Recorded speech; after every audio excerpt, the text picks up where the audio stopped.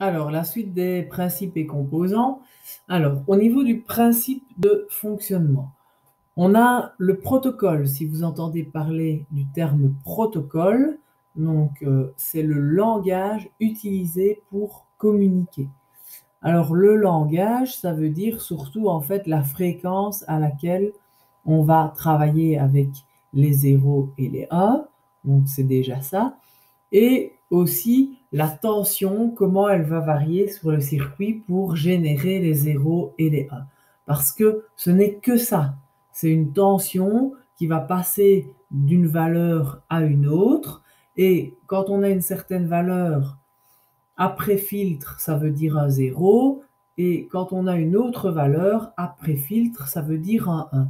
On verra ça un petit peu plus loin, vraiment en détail, sur la partie CAN. Les messages qui transitent par l'interface de multiplexage sont numériques, on l'a dit, des 0 et des 1, et portent le nom de trame. Donc quand on parle de trame, en fait, on parle de message. Donc une trame, c'est tout un message, et vous allez voir que les boîtiers, ils sont super polis entre eux, hein. Ils vont vraiment être très très gentils, ils vont se présenter, ils vont voir si tout est bien compris. Vous allez voir qu'une trame, c'est pas simplement il fait 22 degrés, hein. On a vraiment quelque chose d'assez d'assez complexe au niveau de la trame. Donc, des bits, hein, des 0 et des 1, doivent transiter à un certain rythme bien précis aussi. Il y a une certaine fréquence. Et on a une horloge interne. Dans chaque boîtier, on a une horloge interne avec, donc, c'est un quartz en fait. Si on ouvre le boîtier, on va voir la petite horloge, donc c'est un quartz. Donc on va cadencer en fait. On va cadencer les messages. On va avoir un débit de parole qui va être en fait assez régulier. Les boîtiers récepteurs doivent caler leur horloge sur celle de l'émetteur. On va voir qu'il y a un bit, le bit de stuffing qui s'appelle, c'est pour resynchroniser quand il y a trop de 0 ou trop de 1 qui se suivent. Il risque parfois d'avoir un décalage. Donc on a un quartz dans chaque boîtier, c'est une horloge interne qui permet à ce qu'on fasse la synchronisation de tous les boîtiers. Il se peut que deux boîtiers veuillent émettre en même temps. Ça, c'est courant. Comme les boîtiers, ils ont des informations qui viennent des capteurs, ils veulent partager ces informations avec les autres. Et donc, il y a parfois, même très souvent, des boîtiers qui vont parler en même temps. Tant qu'ils disent la même chose, il n'y a aucun problème. On va voir ça dans la trame. En fait, dans la trame, donc dans le message, il y a une partie qui est réservée à l'arbitrage. L'arbitrage, c'est quoi? C'est dire qui est prioritaire par rapport à qui. On verra ça un petit peu plus loin. Donc, quand il y a un boîtier qui envoie une information plus importante qu'un autre, il y a un arbitrage. Il y a en fait un 0 qui va être dit alors que l'autre, il voulait mettre un 1 sur le réseau. C'est le 0 qui gagne. Et celui qui a voulu mettre un 1, il n'y arrive pas. Il voit qu'il y a un 0. Hop, il se tait directement et il laisse parler le boîtier qui a pris, qui a pris la parole, en fait, qui prend la parole parce que son message est plus important. Donc, seule la trame prioritaire est émise, mais la deuxième n'est pas détruite. L'autre boîtier, qu'est-ce qu'il va faire? Il va réessayer après, tout simplement. Donc, il attend que le message du premier boîtier qui est prioritaire, parce que son message est prioritaire, donc il attend que celui-là ait fini de parler, et puis lui, il va réémettre sur le bus et si lui a un message plus important que les autres, il sera prioritaire et tous les autres l'entendront. Donc c'est un arbitrage qui est non destructif dans ce cas-ci. Alors, si vous entendez parler du terme réseau, un réseau, c'est une architecture plus un protocole. Donc, le protocole WAN, CAN, LIN, MOST, etc. L'architecture, c'est donc tous les boîtiers, on voit tous les boîtiers qui sont représentés. Donc, c'est la disposition matérielle des nœuds des boîtiers. Il y en a 3 types, en étoile, en râteau ou en série. Nous, c'est surtout en série qu'ils sont placés, mais vous savez bien que en réalité, tous les boîtiers sont connectés en parallèle. Le maître, on l'a dit, il prend l'initiative d'une communication sur le réseau. L'esclave, il ne répond qu'à son maître. Ici, vous avez les différentes vitesses des différents systèmes de bus qu'on connaît. Alors, bus K, ça a été utilisé par VW, c'est la ligne K qu'on avait. Et si on n'arrivait pas à dialoguer par la prise diagnostique avec notre boîtier, on pouvait directement communiquer par la ligne K sur, sur le boîtier, sur la passerelle. Chez VW, chez VAG, et c'était un bus unifilaire, donc un seul fil. Mais ça a été abandonné parce que vous voyez que donc la vitesse n'est pas très importante. Bus D, bus CAN, K CAN, F CAN, PT CAN. Vous voyez qu'il y a plusieurs types de CAN. Nous, on va résumer en disant on a un système CAN high speed, donc à grande vitesse, qui peut aller de 500 de 500 kilobits à 1 méga.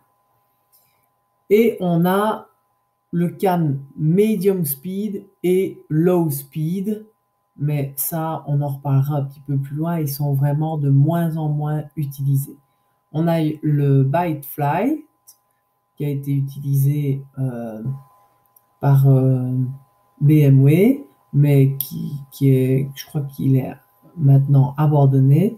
Et on a le MOST, qui tourne aux alentours de 20 mégabits par seconde.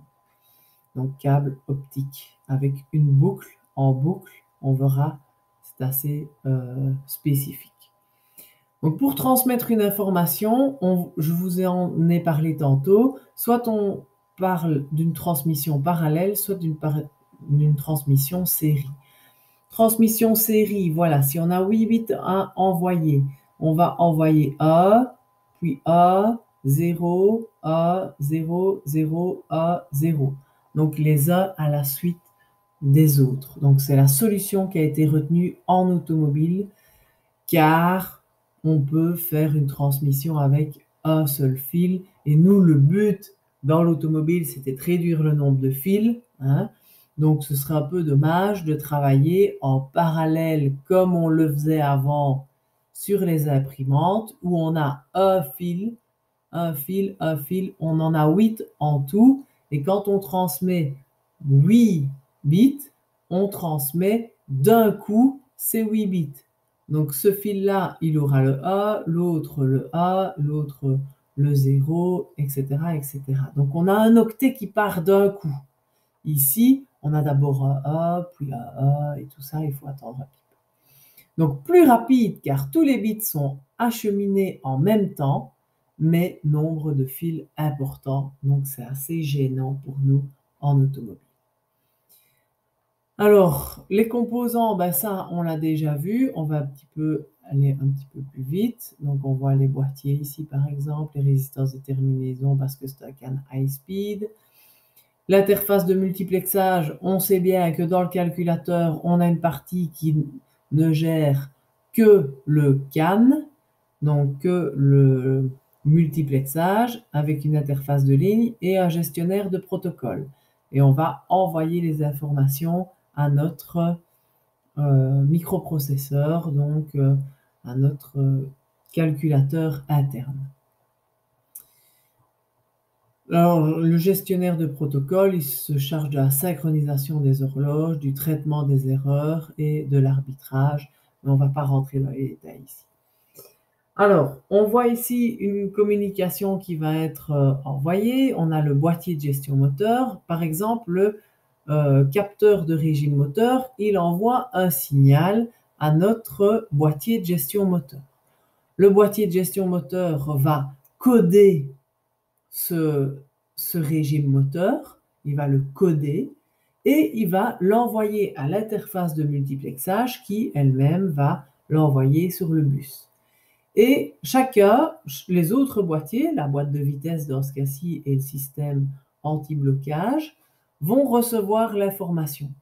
Alors ici, on reçoit l'information et apparemment, on ne s'en sert pas. Par contre, ici, on reçoit l'information, hop, on s'en sert et on va regarder un petit peu par rapport au capteur de roue, tiens, ce que ça donne, faire des comparaisons, faire des calculs et voir un petit peu ce que ça donne.